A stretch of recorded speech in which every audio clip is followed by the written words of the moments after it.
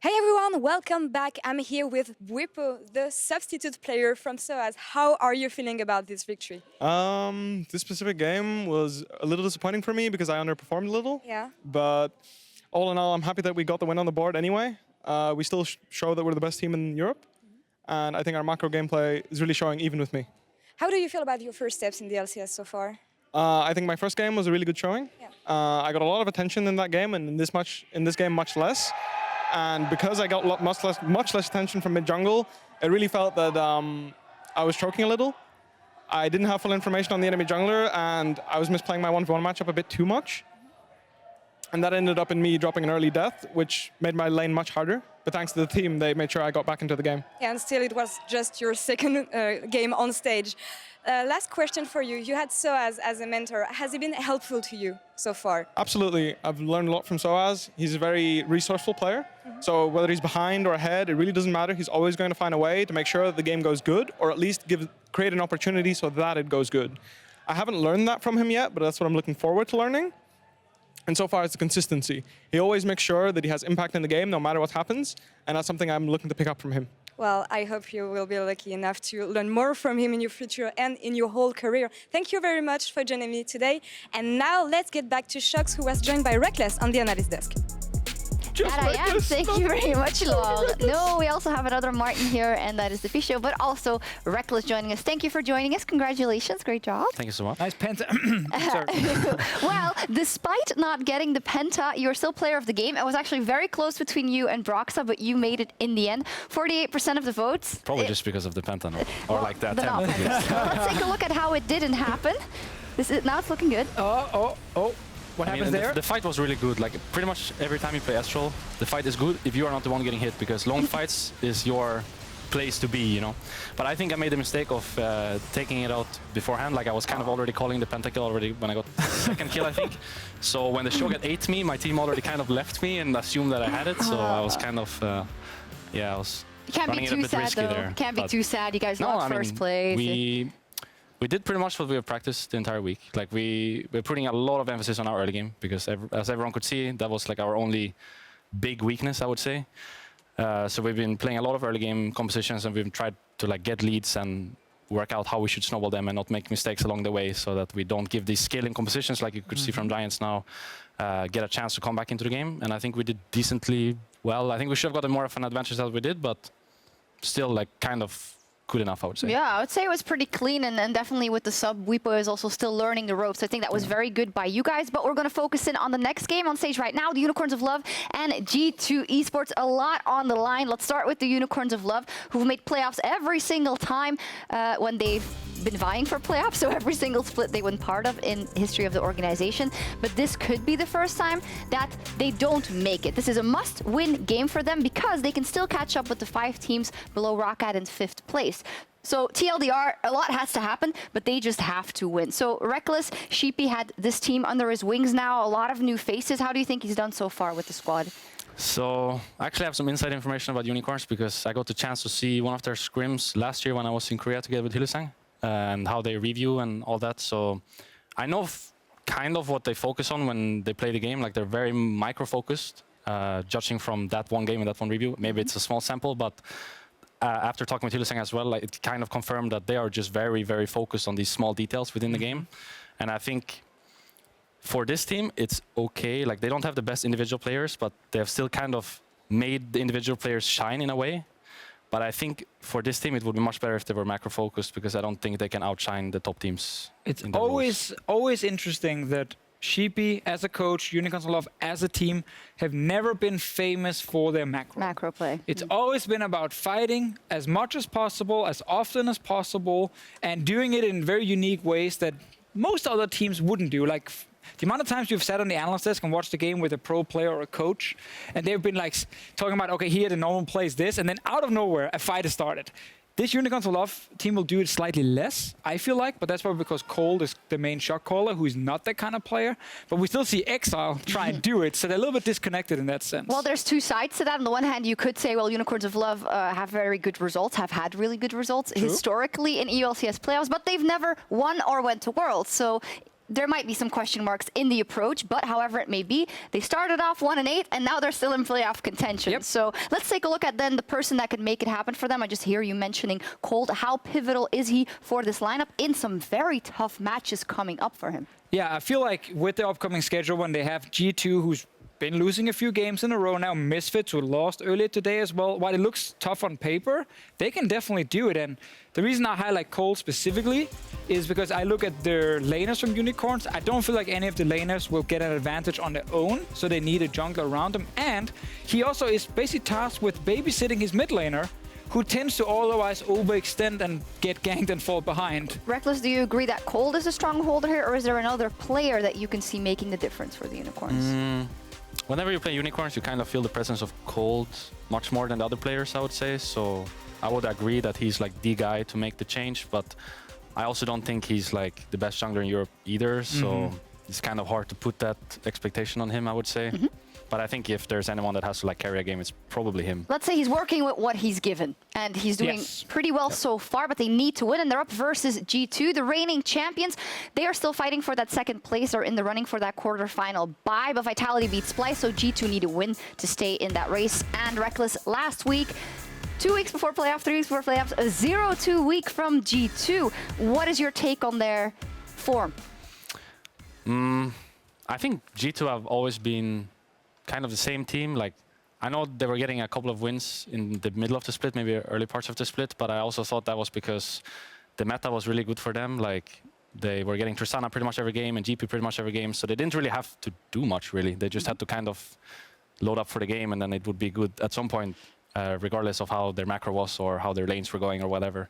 But now that teams are getting better, the meta is maybe not as good for them anymore. I feel like their weaknesses, which they've had from pretty much day one, are just showing more. It's not like they got worse, and it's not like they were super good in these 2 or 3 weeks. It was just they got like the champions that were good for them, and maybe enemy team draft was not that great. The teams were not that great, so they were just getting wins that maybe they didn't deserve as much. Well, we discussed a lot in the office this week about what it is about G2, and the Fisher, you came out and said, well, maybe the issue is that they don't have a second carry. We always look at Perkz. He's drawing a lot of attention. He's feeling the pressure to make these plays. We saw that just last week, and they don't really have anyone to rely on consistently. Is that the case? Yeah, they have not managed to play around bot lane a single time, all split long. They relied a lot on the GP, as Reckless highlighted, for Wunder, because it allowed him to get ahead in the early game and still be a carry in the late game. And now he's mainly playing tanks, because that's the way the meta have gone, at least last patch. There's Swain on this patch, though, so yeah, maybe that's you can the get thing. the chance to play There's Swain now. Swain. I actually would think either something like Vladimir could also be a thing. I think you can try and get him if Camilla is open. That could be a choice. Gnar can also be played. Like, there are champions that Wunder could grab that are not these pure tanks, so he can be more of a carry, because I think they need him. So far, they've not been able to rely on the bot lane to be the ones who can actually do need well. Wunder. You and me both had G2 as a winner in this match in our predictions. I got both, because I got the unicorns from the podcast. So Yeah, you're playing both fields. That's not fair. Who do you think is going to win? I think it's really draft dependent. Like, whoever gets the stronger AD carry in my eyes always wins, right? Okay. But for these teams, I would say maybe if Perkz has a good game, then G2 should be able to take it home quite easily. But if Perkz is not having a good game, then it could be tight. But at the same time, I feel like going back to the point about like them not having a second carry, I don't think it's Jarnan specifically being bad as a player. I think he just like cannot carry on this patch specifically because he doesn't play Caitlyn. And I feel like if Tristana is out, the only carry that can really like hard carry right now is Caitlyn. I think Sarah Khan is okay as well, but it's really hard to put your team in a position where you draft Sarah Khan, because then they probably like you have like a losing top lane or a losing mid lane and maybe not a priority jungler, so it's not worth the trade-off. So I would say the fact that he doesn't play Caitlyn is actually the biggest blow for them as a team, and not necessarily like a fact that he's just a bad player. All right, I see. Well, a lot of questions. Let's see if they get answered in the picks and bans and see if G2 can bounce back and take a crucial win in the fight for second place. We're going to head over to Medic and Vedius. Thank you very much, Shox. I'm still Medic. He's still Vedius. Hello Or, there. according to you, I'm still Vedius and you're still Vedius. I'm only joined by the wonderful versions of me. The many wonderful versions of you. It's a shame we couldn't have one of those in this world. Unicorns up against G2 for our final game of the night. It's going to be a great one. I can sense it. G2 really need to come back fighting if they want to take that second spot. And Unicorns really need to win if they want to stay in contention for playoffs. Mathematically, they wouldn't be out if they lose, but they would rely on a lot of other people losing tomorrow. Yes, right now they still want to keep fate within their control. And the one thing we can always say, Medic, is that when a unicorn fights a samurai, you're in for a bloodbath. I'm excited to see what both these teams look to draft. We had some excellent insight there from Rekkles about Caitlyn and its value. And it's interesting when you look at both these AD carries, it doesn't simply just apply to that on Hjarnan, but you also look at Samux, and Tristana and Ezreal are his two most played AD carries. And when he doesn't get Trist, he doesn't seem to be as confident. So you've got two AD carries that when they aren't able to play their kind of comfort ADs, they struggle to have an impact on this current meta. Well, there's the Caitlyn ban as well, so I'll have to see what AD carries we do end up with. Sion and Skarner removed by G2. Maybe they'll look towards Sivir as well to continue that S train going. Olaf, taken away by the Unicorns of Love, was buffed on this patch and was looking strong last week as well. Jankos actually had a very good game on it last week to kick us off against H2K. He then lost, but the start of the game was very good. Swain clearly becoming a much higher priority ban for so many teams. Not entirely sure of his ban rate today, but he has been seen a lot more than he was last week. The 8.5 buffs clearly doing him a lot of favors. For G2, we still have a lot of strong bans left up and available. Looking at things like the Xayah Rakan, with both Azir and Ryze available too. No longer the Azir, and I'm always looking at perks for G2. We talked about him being the solo carry for the team. We talked about how good he is, and he really struggled last week in their games. Yes, G2 are having a great game, but overall, Perkz have made a couple of crucial decisions that really hurt his team last week, and they ended on a 0-2. This is one of the examples, and this is the other. The second worst play in the EU LCS this split. Yes, it was. Now, Perkz, he's kind of the life and blood of this team. He is a large part of whether or not this team succeeds or fails. Now, looking at the draft available, I feel like G2 are setting themselves up for a Cassio in the middle lane. Wunder has been put back on a carry, which I'm sure many G2 fans are looking forward to see. But I feel like that you're expecting something like a Ryze to come out from the Unicorns of Love. They may now go for the Ryze plus the Rakan to guarantee the strong 2 versus 2 down in the bottom lane, giving G2 the option to go for the Cassio. Alternatively, Zac and Rakan could be another option. Give Cold a high ganking jungler that can have early game impact that also scales well. Exile looks like he's going to go across towards the Galio instead. Hasn't actually played that at all this split. Will be his first game. Have to see how well he can highlight that in the mid lane, because apart from his Ryze and sometimes his Veigar, Exile struggled to really perform to expectations. There's the Rakan that you talked about though, Vedius, so that strong bot lane for the Unicorns is locked in, and an Ezreal for Hjarnan, his third time this split. So pretty much what we saw from the last game between Giants and Fnatic. Ezreal does fine into this lane matchup simply because of how much easier it is to avoid the all-in engage from the Rakan. You have that extra bit of mobility, you can farm from a safe range, and he has a big mid-game spike that you can look to play around, but as we've seen in Europe, many teams have struggled to do so. So G2 so far drafting themselves a winning top half of the map. They're going to try and give Perkz the counter pick, which means that they'll be looking to get themselves something like an Alistar or a Braum to match up with the Ezreal. And Unicorns, they're actually going for mid lane bans rather than support. I feel it's because with the Galio already locked in, they want to try and give Exile the best matchup possible. Definitely makes sense. Jarvan banned out by G2. It's Cold's most played champion, and the one he has the most success on as well, so no surprises with that removal. Kha'Zix as well.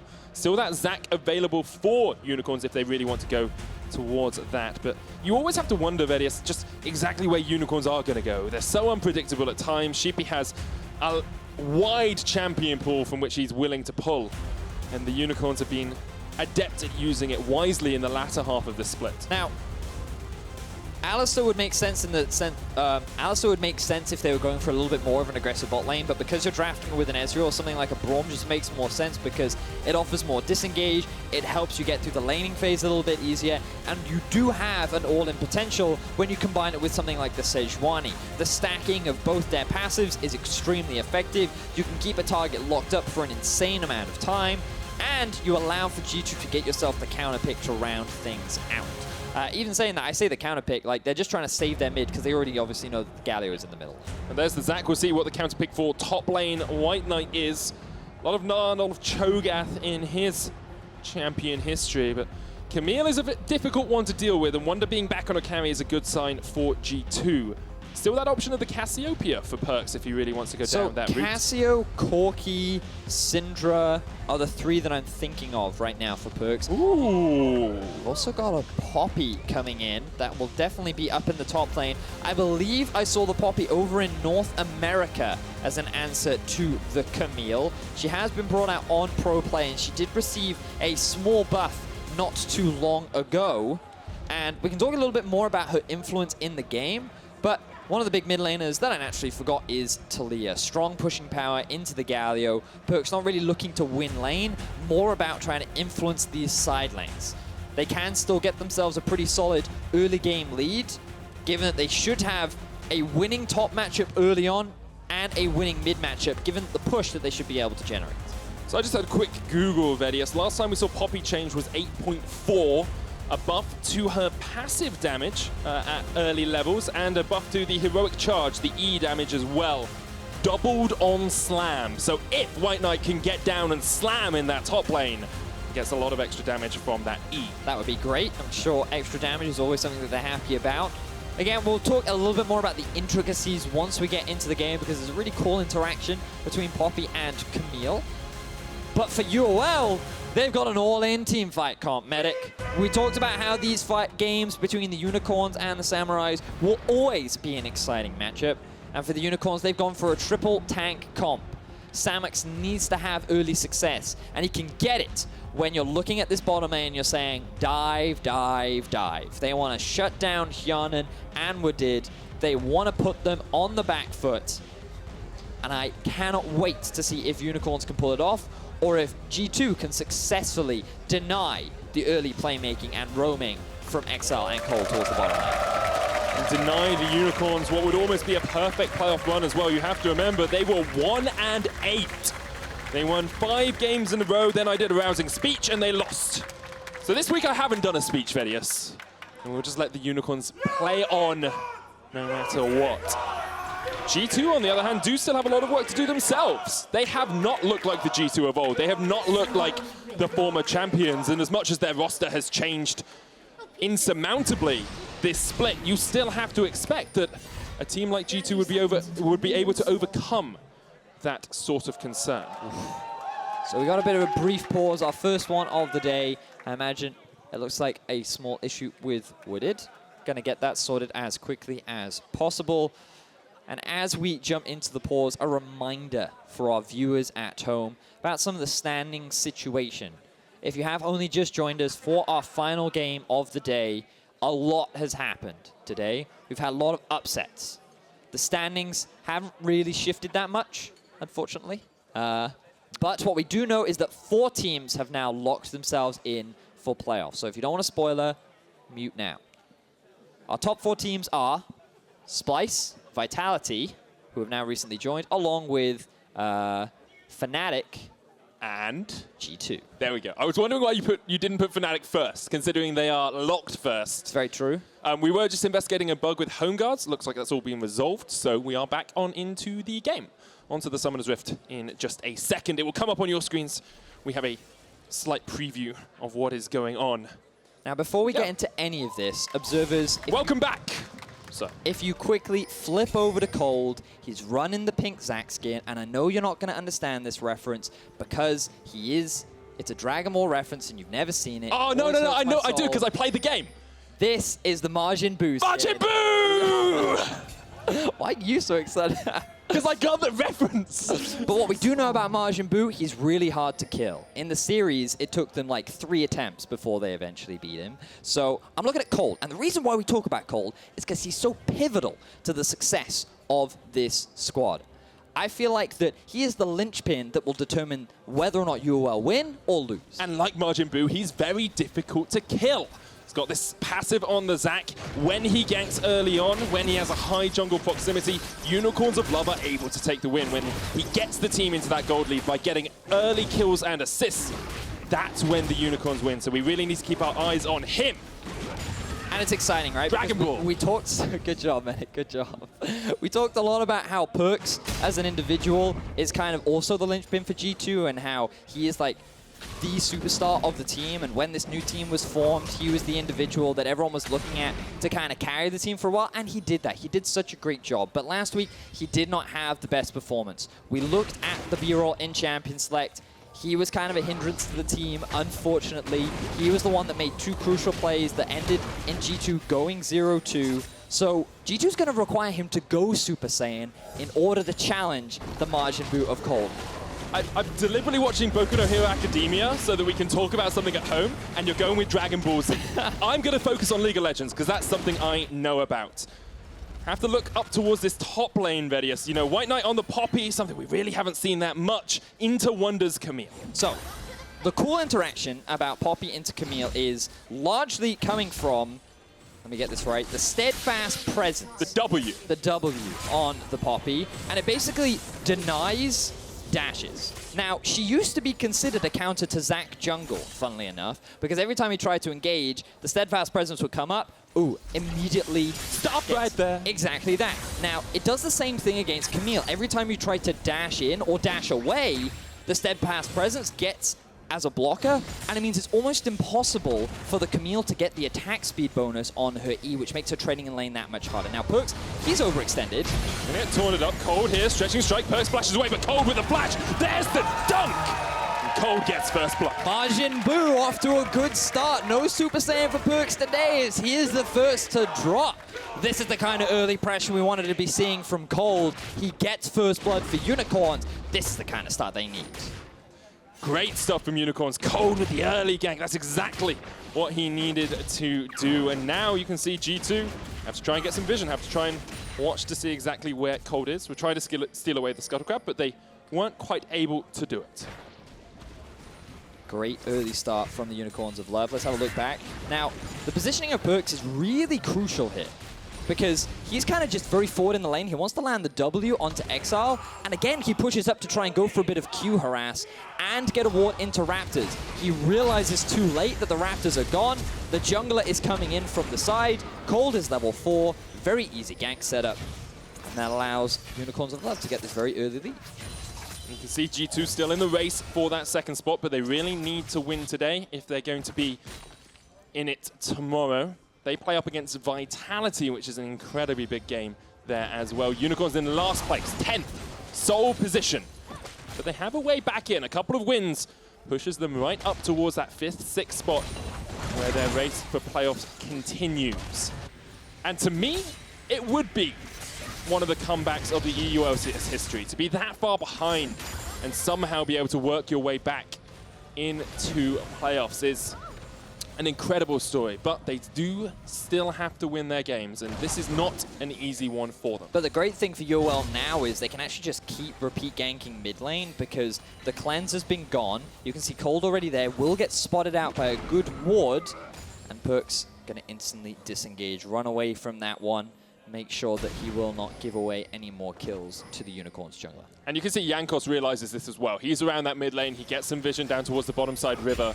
Now actually might go all the way down to the bottom lane because Totoro is a little bit overextended. Samux there as well with Did, misses the Winter Spike, but Jankos is going to come in with the flank. The knock back, the stun onto Totoro, the flash away. Stun isn't going to be enough from G2. And there's the chain CC combo that we talked about, Braum plus Sejuani, forcing Totoro to flash away because that E from the Sej was about to lock him down, enabled G2 to get themselves a potential kill down on the bot side. Fortunately for them, they could not secure it. Good pressure though, could be a return gank option for them. Perkz now level 6, Exile level 6 as well. This is where we start to think about where Unicorns of Love could look to utilize the Zac Galio combo. Both top laners have used their teleport, so we won't see them having an impact in that next fight, but do have to look down towards that bottom lane. Where are we at? Samux and Hjarnan pretty even in terms of CS. Samux will be able to farm out this wave. The next back, maybe after that we'll start to see fights erupt because Samux will be close to 6. Totoro will be almost there as well. Okay, I thought Jankos was just going to see a flying Zac. Over him, yeah. That's what I thought was going to happen. He's like, I feel like there's a jungler in my jungle. Exile will be there to assist Cold as he tries to steal away some of the camps. And Wunder, once again, in the 1 versus 1. You can see that early laning phase, kind of what we expected. Camille still a bit of a terror, has a lot of harass with the leg sweep. It's not called leg sweep, is it? It's the Tactical sweep. Tactical sweep. You were very close there, Betty. Yes, and then Comet Harassment comes out as well. So typically in the early laning phase, the Poppy will struggle a little bit, but you'll really start to see her impact in these later game of team fights. The trade back here from Wunder onto White Knight. Have to see how this lane Could go for an continues. all-in. Of course, the other interaction I completely forgot about, the ulti from White Knight. One of the ways to counter the Camille ulti is to knock her out of the pit. One of the best ways to do that is with a ulti from White Knight. So every time Wunder tries to lock down a target, White Knight's going to be able to provide that aspect of safety and help disengage from what could have been a sticky situation. Just in case anyone was still wondering, the pause we had at the start of the game was because Wadid's home guard speed buff ended early. He paused to report it, but then he decided to unpause the game and continue. So league officials confirmed that the bug did appear, but Wadid was happy to continue the game. Good guy Wadid. Now, Jankos and Cold going for a bit of a back and forth. Cold now level 6. I want to see this bot lane dive, Unicorns of Love. They need to make it happen. They get the first blood, no significant gold lead because of the strong laning advantages that G2 have gotten in mid and top. But they need to make this play happen. It's very crucial for Samux and Toro approaching the level 6 duo. Going for the all-in, having that Galio jumping, getting these early kills for this composition to succeed. They're just not quite being able to make the next step, Unicorns here. Oh yeah, they still have time. They do. Perkz did have the flash down for a long time, and now it's back up, so probably not going to see an easy repeat gank towards the mid lane, but the game is still even. And we talked a lot about Unicorns and the fact they want a team fight. G2 have the Camille, who is kind of this hybrid between a split pusher and a team fighter as the game progresses. I want to see how they utilize her in these mid to late portions of the match. And G2 have quite a unique comp in the sense that it's not an exact team fight comp. I mean, they have the capacity to play the 1-3-1, but their true strength lies in their ability to kite. They work best when their enemy engages upon them, and then they're effectively able to just walk backwards. Use the movement speed that you gain from the terrain that Perkz will create from his Q. You have the slows and the range that Hyanan will generate.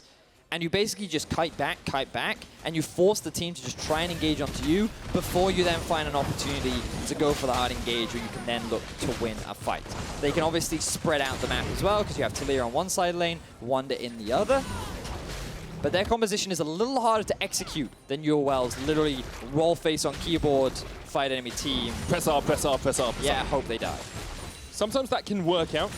And something that has worked out for G2 in the past is Wunder being on these more carry-orientated picks. We saw him on the GP in the first few weeks. The last few weeks hasn't been as effective for him when he's been on tanks. You can see his damage per minute has fallen, his damage percentage has fallen, his gold percentage has fallen a little bit as well. So now on the Camille, expect him to have a little bit more of an impact. And that's exactly the key word there, impact, because you heard on the analyst desk about how G2 kind of lacking a second carry and how the meta has made it difficult for Hyanan to step up into that role, and Wunder has kind of had to move away from that role given that tanks are the prevalent top lane champion. So without either individual really being able to step up, all the emphasis has come down to Perkz, and he didn't have a great game last week. That's why G2 ended up going 0-2, but now that Wunder is playing the Camille, he is in an environment that suits him. We should see a little bit more from him. Starting to see that setup down towards this bottom lane. Exile's just waiting in the wings, ready to take flight and join the fight if needed, but G2 back away, and first tower on the cards for the Unicorns. The wave is going to get cleared out by that True Shot Barrage. G2 play up towards the top side. Interestingly, Jankos has the blue buff here. I believe it was an accident. Does make it a bit more difficult for Perkz to actually clear out waves in that mid lane. It did look like that he took his own blue buff. Yeah, as you rightly said, could have just been a simple mistake. Regardless, Perkz not going to be too upset about it because he does have the tier, which is a wealth of mana which is available to him. Always a good setup. UOL, though, getting themselves first tower of the game. Very much what you expect. G2 didn't fall to the early roaming of the Galio.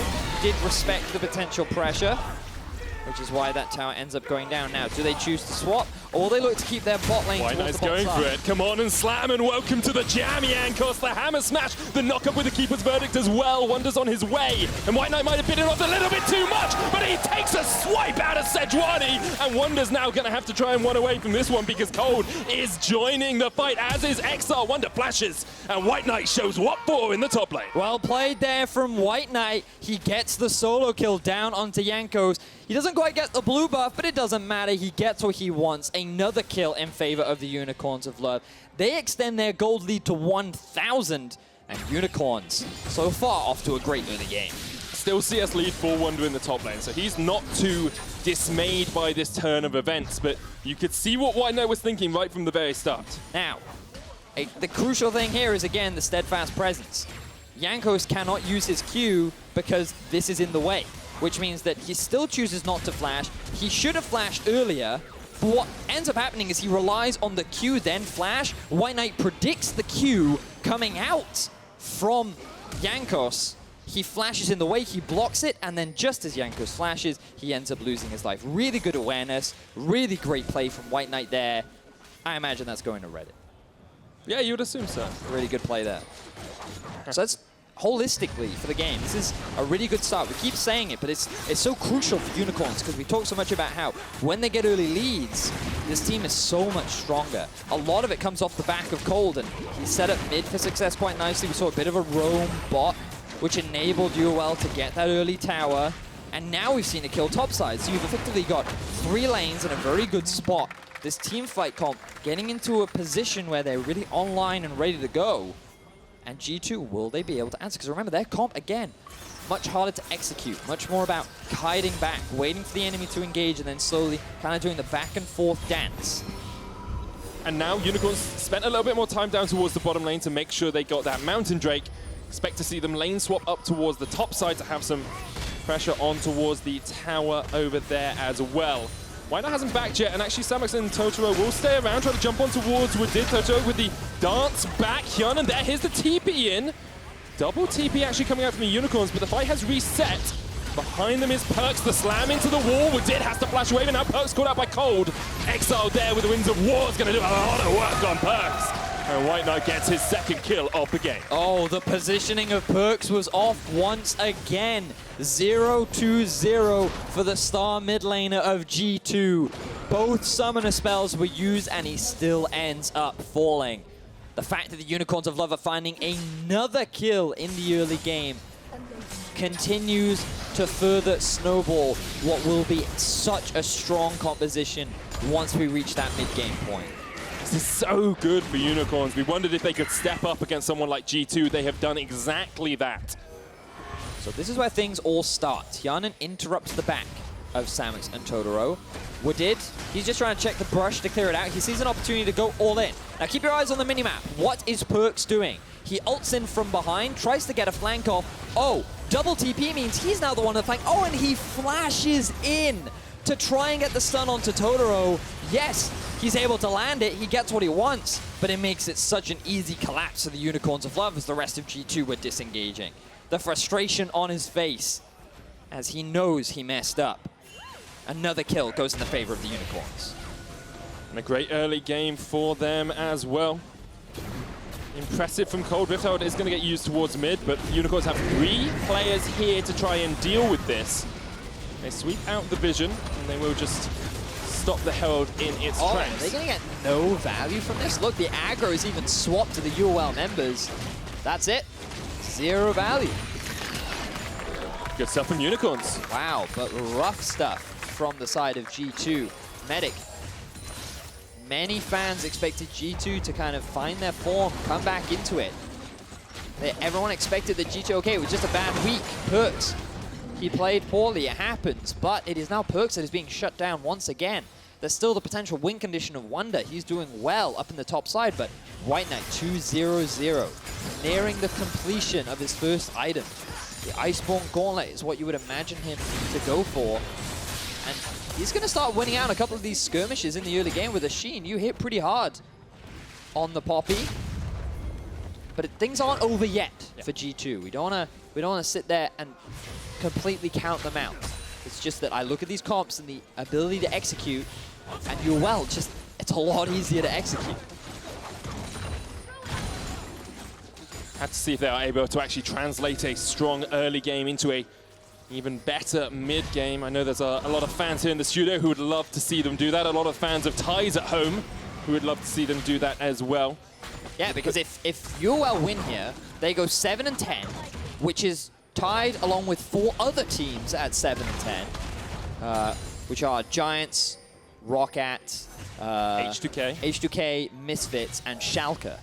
And then it effectively becomes a battle for 6th place as Roccat sits alone in 5th. Roccat, yeah, Roccat wasn't in that list. The 4 other teams were Giants, Schalke, H2K, and Misfits. Yes. You accidentally included Roccat. Oh, my apologies, my apologies. Sorry. That's okay. I'm sure we'll get the standings up in a second so people can see exactly what the difference is. But we want to keep reminding you guys because one of the big hashtags for today is every game counts. And you can see where Unicorns of Love are right now, 6-10. Getting a win would tie them up with the 4 teams above them. And put them in playoff contention again. Yes, yes it would. I believe they have another tough opponent tomorrow. They play up against Misfits, who are debatably tough or debatably easy. That's a good point. At the moment, you never really know. Oh my word, if Unicorns win today and they have to play against Misfits, that is so big. Wow. We have an exciting Week 9 here in the European LCS, and UOL currently sit in the lead. They have about a 1.4k advantage over G2. Baron spawning at about a minute 45. Now, I don't think that's going to be the immediate objective that both these teams play for.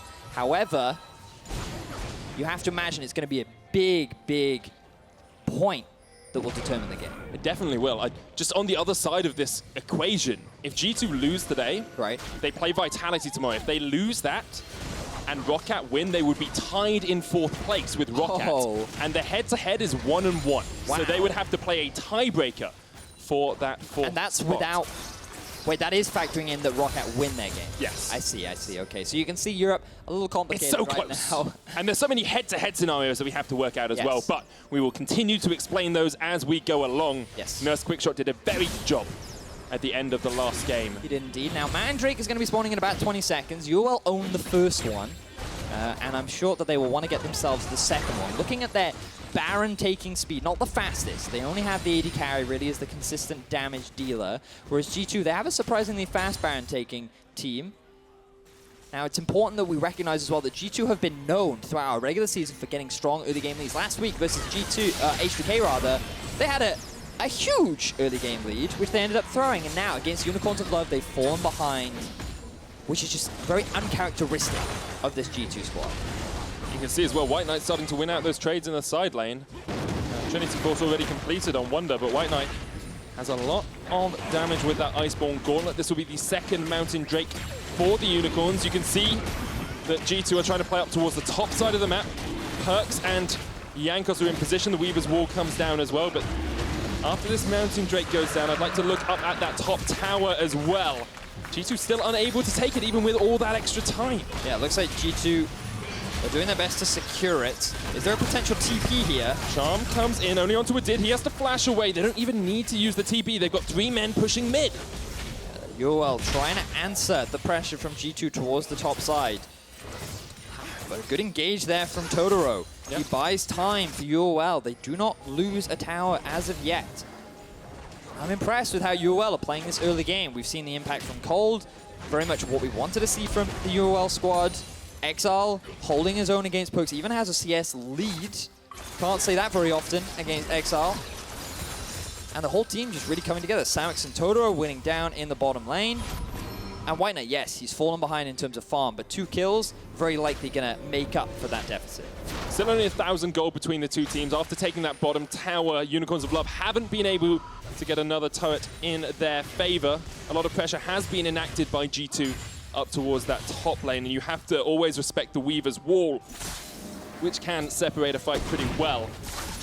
However, we've yet to see Unicorns really go for this one. It's true, you're right. I want to see it, because you've got Zeke's Convergence now, you've got a fully stacked Rod of Ages, you've got a Warmogs on Cold. Interestingly, won't activate the Warmogs passive with only the Cinderhulk and the Warmogs itself. You need a little bit extra health for that, and it depends on level as well. It's very, very true. So wouldn't be surprised if we saw him go for something like a Locket of the Iron Slurry, maybe even a Knight's Vow to get that extra bit of HP underneath his belt. Two very viable options, along with Totoro going for the Zeke's down in the support. I always forget, is it Harbinger or Convergence? Zeke's Convergence, I want to say. Play-by-play, come on. I trusted you. Sorry, I'll work it out in a second. Tim Becker here tweets at us, I really like the team comp from Unicorns of Love. Counterpick should be valued more highly in the hashtag EULCS, and he puts the hashtag every game counts, which it does, and Engage is going to happen here. Exile in the midst of the fray, but the charm comes out, the stretching strike from the side. Look at this! This is the Wombo! And this is exactly what the Unicorns want to do. They pick off Woodin. G2 are the team that go for the Engage, and it ends in disaster. Now White Knight gonna knock Wonder away. Goodbye! He is out of there. Home run. I wonder where he for may White have Knight. gone. Well, it looks like he's going to go back towards the bottom lane. Another Engage coming out from Cold. Ooh, does land on the Perks. Stretching strike on the Perks. No flash, no cleanse, no hope at all. Unicorns with their 5th kill. Oh, he's 0-3-0 now in the middle lane. He just tried to wave clear, and the crowd erupts in elation as the Baron is available. UOL, are they going to go for it? You say they've got a slow Baron taking team. Well, Double Mountain will definitely help them Will with do. that if they want to force it. But it looks, for the moment, that they're going to take a breath. Ooh. They're going to slow it down. They'll say, we'll take a couple of kills, take the gold lead that we have.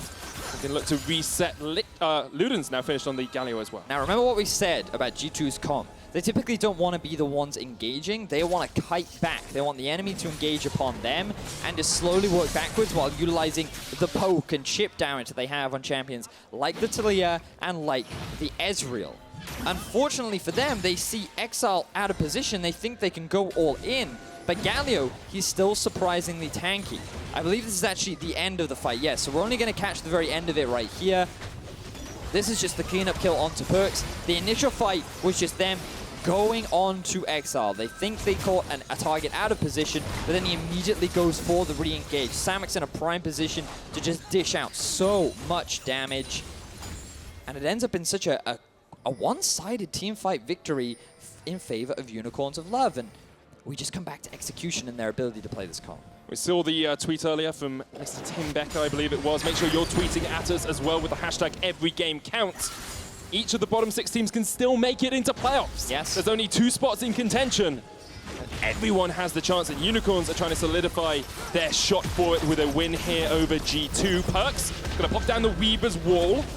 Once again, we've seen him struggling in this game. Hasn't been the standout performer for G2 that we'd expect. Across towards the side, Wonder's caught out, and he has to flash. Why not pops a keeper's verdict through the goalposts? And here comes the slam. They're going to knock up on towards Woodin. The charm, the double charm in the backline. Here's the hero's entrance, and the ground erupts as Exile jumps in to G2, and G2 collapse under the weight of Galio. That is what we call a wombo combo. Unicorns of Love dismantle G2 Esports. 2 for 0 and a Baron in their eyes. Double Mountain, double kill, and they're looking for their Baron as well. G2 only have a tower to their name. Unicorns of Love are absolutely routing them in this game. Jankos can't get close. The Baron's going down. 25 minutes in, the Unicorns look incredible. Exquisite play from the Unicorns of Love. Everybody doubted them. I was one of them. I thought G2 would return to form, but UOL are playing so beautifully. You'd think that they were just going to go on to Woodin, but no. The Totoro into the Cold follow-up, into the Exile ulti was beautiful. Fantastic coordination from this Unicorns of Love squad. Going back to their old roots, run it down mid, look for a team fight. It works every time. And look at the damage coming out from Exile as well. The double knockup, the Ludens, the fully stacked Rod of Ages. That's exactly what you can do on this Galio. Now a 3,000 gold lead for the Unicorns. A Baron buff to push in with. Question becomes, how much can they take off this Baron buff? This G2 will try and stop them in their tracks. They do have a good split they can do. Of course, the Galio with the TP and with the Hero's Entrance on its way back up. UOL, they already set up the push in mid. Hjarnan is actually towards the top side. It's going to take him a while to join the rest of his team, and I feel like UOL are strong enough that they could just go for a hard dive. They're going to play the safe route for now. They're going to take bot tower and mid. Exile going to go back and catch the top wave because his TP is coming off cooldown. UOL, do they have a banner of command anywhere? No. Decided not to pick that one up. UOL, for now, will just take the 2 towers. 2 minutes still left on the Baron buff. They do still have that Zeke's Convergence, though, Vedios. There we are. can always help you out in a fight. Third mountain on the cards for the Unicorns. Nothing that G2 can really do to answer this at all. The only hope for G2 remains in their carry top laner, Wunder. It's 80 CS up. He's yet to die. He's yet to have any influence in anything in this game, really, but he's been farming up a Storm, has the Trinity Force, has the Sterak's Gauge. But how does he impact this game? The Poppy seems to be the prime counterpick to Camille, and every time Wunder jumps in, whoop, bops straight out. Wunder is there, primed and ready to get Wunder out of any sort of situation that would enable him to get a bunch of kills onto the UOL team. So I feel like UOL's draft, it's a solid, just easy to play draft, and G2, by putting Kianan on the Ezreal, we talked about his kind of limited champion pool. He wanted a little bit more mobility against things like the Galio, the Zyra Khan he was concerned about as well. And then the Taliyah, they wanted push, so they had push in mid, push in bot, but they weren't ever able to utilize it. They were so afraid of this Galio combo that they ended up losing bot tower, they ended up getting caught out multiple times, and UOL have just been slowly and steadily building up these leads, and now G2 look to answer. Weaver's Wall, they're just trying to get all in on Exile, stretching strike from the side as well, but G2 will secure their first kill of the game. Exile a little bit out of position from the rest of his team. Exactly that, and G2 successfully punished. So props to G2 there, finding a small alleviation of the pressure from the Baron buff. Getting a kill onto Exile, definitely going to be an advantage for them, and it will be G2's first kill on the board. I'm going to take a gamble and say that this is G2's latest first kill of the split. Let me check with our stats team. He's going to check with the stats team right now, just confirm that statistic, as I so boldly claimed it without confirming it myself. But the thing is, sometimes it takes a little while to check. Of course, so they will hit us up a little later on as G2 look to reclaim a little bit more control around the Baron area. That will be the next key objective, as UOL weren't able to break into the base. There are no inhibitors down, so they're going to need that in order to secure a win over G2. One side we have the Wombo combo, on the other side we have the Kiting Kings, but G2 have been unable to kite up until now. Yeah, so the thing is, when you engage onto the Galio, it's the same principle as engaging onto a Shen. He's not able to use his ultimate, which is his greatest feat, and as a result, it meant that the TP was even used there from White Knight, and it's setting up nicely for G2 to buy a little bit more time. See, Yamato Cannon here says Unicorns and Rockets go through to playoffs. They show the most confidence in the face of a great challenge, and that is what matters most right now. Oza, you can hear him say that Hashtag every game counts. voice, can't you? I'm not going to try. Don't try. I'm not going to try. No. But you know that if it's said with his bravado, that it would come across. You'd be inspired by that. And Unicorns definitely playing with a lot of confidence, also patiently. They're not being reckless with their plays. No, he plays for Fnatic. I don't know how to follow that one. Sorry, it was not a good one. You hurt my pride with that joke. Schalke. So I knew it. I know. God damn it. Okay, let's get back to this game, because Unicorns look in like such a good position. Yes. 7-1 up. It's the Brazilian scoreline, as I like to call it. 4,000 gold the difference between these two teams. Thank you. But... Oh, look, collapse onto Wunder. You see Perkz is here to throw out the wall should his top laner need it, and he will be able to get out to safety. Good response there from the rest of G2 to keep Wunder alive, but I think you want to go for it anyway. Yeah, they're just going to chase. They don't care. They've got Hero's Entrance. Glacial Fish is going to land, but Cold is here. The Weaver's Wall is going to separate the team, and Cold will just back away. They get an ultimate out for it. 2, in fact, with the Glacial Prison. And the Baron spawns in about 1:30, so G2 will have those ultis back by the time that comes around, so they're just going to keep the waves pushed up. Would love to see a little bit more vision investment now towards the top side from the Unicorns of Love. With everything coming together. Looking across the board, I believe that it will be a death cap third for Exile. The Rabadons was buffed on patch 8.4. I believe. I mean, it was actually buffed quite a while ago. What am I talking about? But they put a 5% buff on the AP it buffs you up. From 35 to 40%. But they also buffed the flat AP, I believe, too. So that's why we've been seeing it a lot more often as a third item, because now it's just more efficient to buy. And you're seeing less Void Staffs third. So definitely makes a lot of mid laners happy. You burst opposition really hard. And you're going to see that from Exile with this build. Definitely the full one-shot build. And now the fact that he's picked himself up a Fiendish Codex could round things out with either a Zhonya's or the Banshees, depending on what he's feeling. Maybe he needs a bit of magic resistance. Maybe he wants a bit of armor. The choice is his. Now Wunder, hanging around the bot lane, continuing on with the push. White Knight, we imagine, will head towards that side of the map. Exile will look to push up top. Baron, 20 seconds. Remember that UOL do not have the fastest Baron-taking team. Therefore, ideally, they're going to want to look for a pick opportunity. So, Vedios. Yes. Sadly, we can't get the exact statistics. So we can assume that I am correct. We can assume you're correct because I found the most recent game in which they only got 1 kill. That was against Splice, and that was at the 23-minute mark. Seems So I think you're correct. I don't like saying it, but I think you are. Now, Perkz is down towards the bottom side, and the Baron's being started up here by Unicorns of Love. Remember, they have a triple mountain, Vedios. This is going to go down very quickly. They're just going to jump across the wall. Totoro there as well. The charm, here's the hero's entrance as well. The knock back. We're dead, and Hyanan actually on the back line here. Can catch up to Samox. Jump in by Totoro. G2 fighting down towards the bottom side. Unicorns of Love trying to chase onto Hyanan. But TP comes in. Weavers will used as well, and now Wunder's on the wrong side of this fight. White Knight's still alive. The knockback with the slam. Exile gets the taunt off. Minion's still pushing in, but Wunder's so low. Unicorn's in. Wunder gets the kill. Perkz just dancing around his tower perfectly. Wunder gets the knockback double kill, and G2 somehow find a glimpse of hope. They're going to start up the Baron as well. Woodid almost dies to it, and now Totoro has to try and stop it. Holds on his way. They're being split across the entire... Oh, UOL, they're just being spread across the map. They don't know where to go right now. G2 going full on the gas. That Baron is extremely low. So let's have a look at this. The Baron's still aggroed by Jankos. Cold can look for the steal, but Camille is nearby. Wunder, the jump in. 2,000 HP. Totoro jumping onto Wunder. Cold's not going to leap in. The Baron's going to get secured by G2. And somehow they just outplay Unicorns across the map. Oh my word. G2, that was spectacular. They send the 2 carries down bot to try and get the kill onto White Knight. They win out on the 2 versus 2. Then, while that whole 2v2 is going on, UOL try to scramble back. They try to defend their base. And G2 are just like, right, let's do the Baron. Let's start it off. We have 3 members. We should have enough damage. And now they've secured it for themselves, Medic. They've actually gotten themselves back into a gold lead. This is crazy. So Perkz, he's sitting on a ward. UOL know exactly what's going on. That's why they started off the Baron. So what he does... Oh, Wunder able to dodge out from the knockup from White Knight. The TP comes in and you're thinking, okay, this is fine now. UOL, they should be able to hold on to this, but... Wunder showing his prowess when he gets given a carry. Gets a bit of lifesteal back, flashes in, instant execute. White Knight can't survive for that much longer.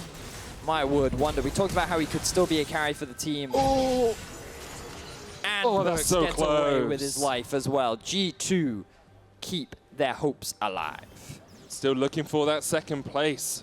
Fighting against Splice and Vitality, and Unicorns can maybe see their hopes drifting away a little bit. As we said, it's not mathematically impossible for them to make playoffs if they lose this game, but it's darn well difficult. The Weaver's Wolf and Perkz will lock Cold away.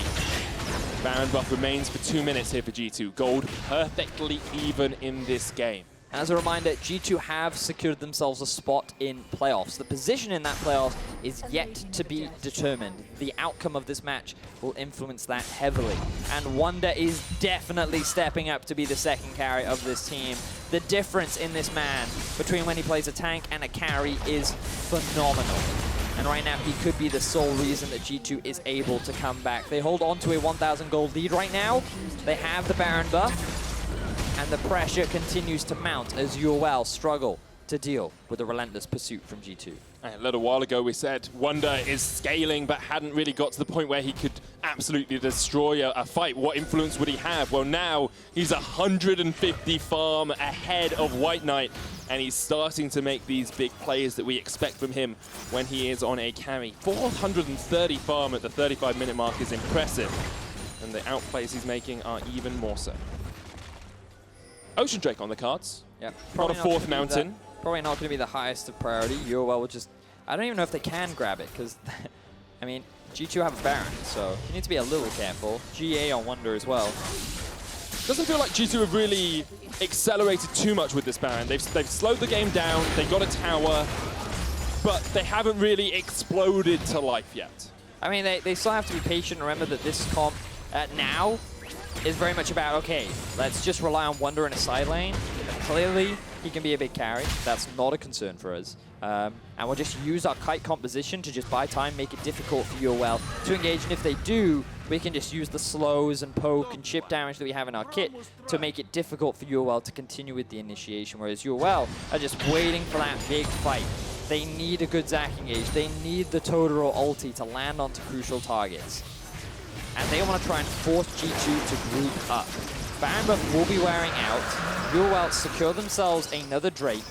And Elder will be a big deal for them. And as that will be the next big objective for both these... Well, Baron will spawn before that, naturally. But it's so still very, very close. Execution is what it's going to be about. But you can't help but feel that after that one big outplay from G2, that they're feeling a lot more confident. They feel like they've regained some of the essence that G2 has been known for so long. Totoro does still have that flash engage, though. It's something we've seen him use incredibly effectively thus far. You get the hero's entrance on him, you get cold jumping in.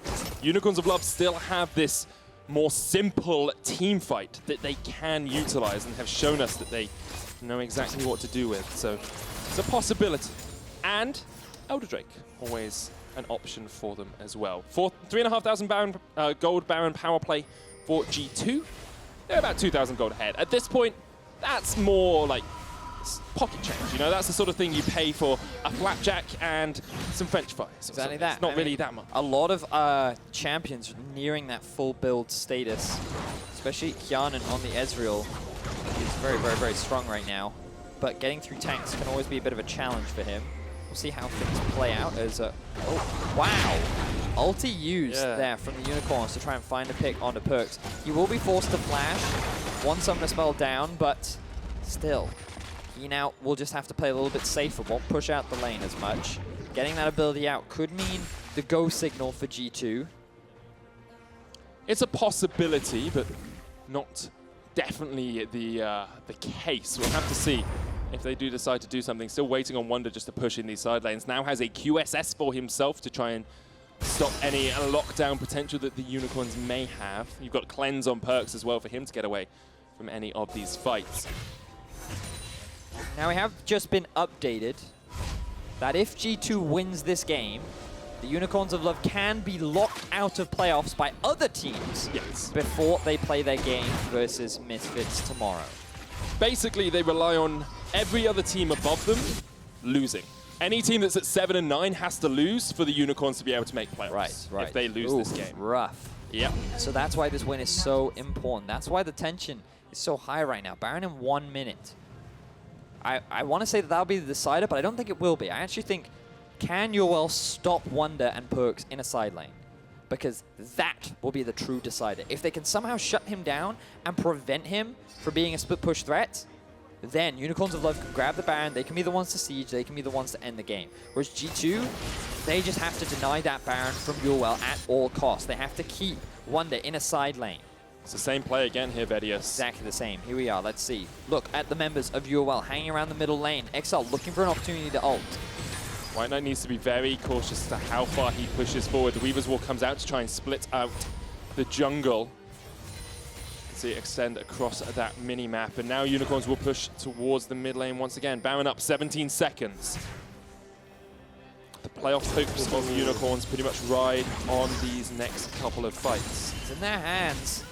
It's all about the execution. Unicorns have been in this situation multiple times throughout the split. Now, look at the bottom lane. Look at the bottom lane. Exil's going bot. The tower's going to fall, but the last time this did not work out for Unicorns of Love. Wunder jumps in. The Hexagolden Maiden is going to lock Exile in place. He pops the stopwatch, trying to jump away. The flash. Wunder's with the chase. The knockback from White Knight somehow keeps his mid laner alive. And the Unicorns are fighting on two fronts at the moment because there's a fight in the jungle of G2. Hyanan doing a lot of damage from the side with those Mystic shots, and the Unicorns have to retreat. Their inhibitor's going to fall down in that bottom lane. Unicorns did not find the fight they wanted. G2 winning the skirmish down in the bottom lane and the skirmish around the Baron. But look at how quickly this is going down. Jankos has no idea. They're going to get the Baron. We said that wasn't where the fight would be decided, but the Unicorns will take it. On all 5 players, they get that Baron buff. This is unbelievable. Wow. G2, they play towards their win condition, utilizing Perkz and Wunder off in the side lane, getting themselves an inhibitor. But now the Baron is up. Do they have a Baron? No, of course. After the nerfs, less prevalent, but still has an influence. Look at the damage from Wunder this game. My word. look at the damage from Perkz as well. He has really struggled. Yes, he's had a bit of an influence with those Weaver's walls, but he's not the solo carry that perhaps we'd expected him to be throughout the course of this split. You are quite right, but maybe he still has an opportunity to be that as Yuwell begin the siege with the Baron buff. Mid and bot are where their eyes lie. They want to push in towards the super minion wave so that it's not a threat, but look at Wunder in the top. All G2 need to do is wave clear and stall. He has his eyes set on another inhibitor. A minion wave is stacking up in the top wave for him to utilize. G2 have not given up on this game yet, and they are fighting tooth and nail to prevent Unicorns of Love from standing a chance in playoff. Every game counts, every moment counts, every team fight counts, every single flash counts, and when you come down to this is where you decide your fate. Unicorns and G2 both have their lives in their own hands, and the Unicorns are going to look to try and collapse on towards Wunder. He gets caught out with a stretching strike. Cold there. Wunder still has the flash, can jump across the wall, attack sweep as well. Jankos coming in from that top side. Cold may be a tank yet to die still, but he is shredded. Toto is going to jump in. The charm connects onto Jankos. They're just looking for a kill somewhere. We're in there as well. Here's entrance. Here's Wunder. Look at the backline. Samox has to put the feather flies. And there's the knockback. Keeper's verdict says G2 are not allowed to fight this fight anymore. Cold so low into the passive. Wunder jumps in again. Samox cannot get in this fight, and G2 can do so much work, but the TP is going to join them. A triple taunt, but the rest of Unicorns are just not there. Totoro falls. Exile pops the stopwatch once again, but there is no escaping G2. G2 win a huge team fight against the Unicorns of Love. Elder Drake is live, and they have their eyes set on it. Fantastic team fighting from the G2 squad. The execution was off from the Unicorns of Love, and G2 are now in full control of this game. Superlative stuff from Wunder as well. You had to track him in the fight, jumping to the back line, re-engaging, disengaging, jumping back in. He forced Samox totally out of that fight.